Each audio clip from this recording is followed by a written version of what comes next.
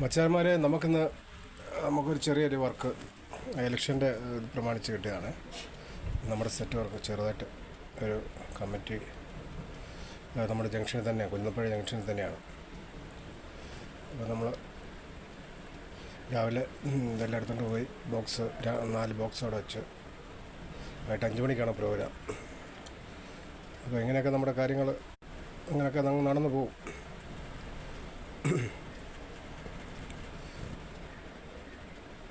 പിന്നെ ചെറിയ രീതിയിലുള്ള ഒരു പരിപാടിയാണ്.